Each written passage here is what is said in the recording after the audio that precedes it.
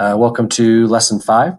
I want to look at some sharing rights and editing permissions with files and folders inside Google Drive. So this is something you might be familiar with. This is a really popular way to use Google Drive, the ability to share files or folders with colleagues, to give them permission to look at documents or collaborate on documents together.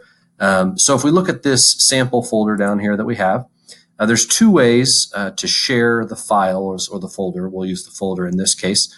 One way is to right-click, and you can go to Share, which is that person and then the plus icon, where you'll also find that icon up here in the toolbar.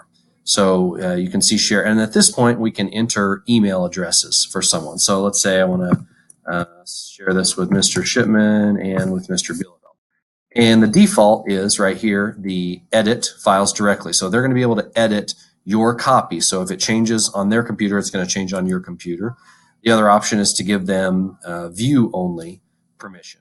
So you can choose either of those, and that means that they can't mess with your copy at all, but they could make a copy and then have editing permission on their own end if you want to do that. So I'll leave it as organize, add, and edit. You can leave a little message right here if you want to. The big thing is this notify people box. You want to make sure that's checked if you want them to receive an email that they have received a shared file or folder from you. I'm going to uncheck that as we go through this little sample here. One of the things that people to be aware of is this advanced option here. And that allows you to then, again, add a message. You can check this box if you prevent editors from changing access and adding other people. If you only want them to be able to edit but not to add other people, that's something you could do as well. I'm going to go ahead and do this because I want to show you a new feature that's sort of individualized permissions. We're going to skip sending the invitations. Normally, you probably don't want to do that. You want them to receive emails. But what I wanted to show you was now you can see each person that has access to this folder. And you can see now you can come in here individually and change if you want to an owner, to view only, or what is new is this set expiration. So you can actually restrict specifically how many days, 730 or a custom date, how long the person has access. So if you were creating folders for students, especially group work where they were supposed to turn the work into a specific folder, or you only wanted them to have access for a specific time or some team you're in or whatever it is that you have. So those are some sharing permission rights accesses. We'll go ahead and we'll get out of that. The other thing is, the other option for sharing is, if we right click here, is to get a shareable link. So this doesn't necessarily require email addresses of someone.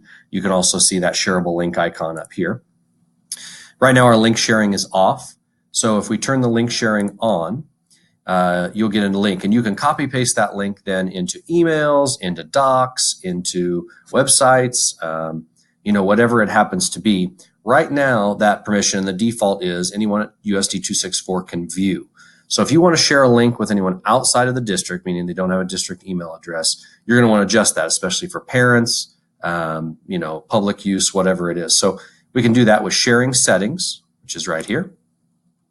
Pull up a larger menu, and then here on this drop-down menu, we can go ahead and we can specifically, now we have edit or view with that link. But most of the time, what you're probably going to want to do is come down here to more, and it gives you this list here. And so generally you'll want to go like anyone with the link here, and then you can change your editing permissions. And most of the time we want that to be view only.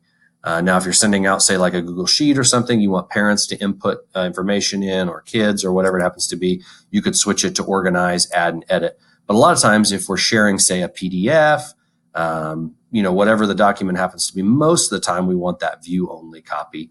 And then you can save that. It'll change the permissions. Now it says anyone with the link can view.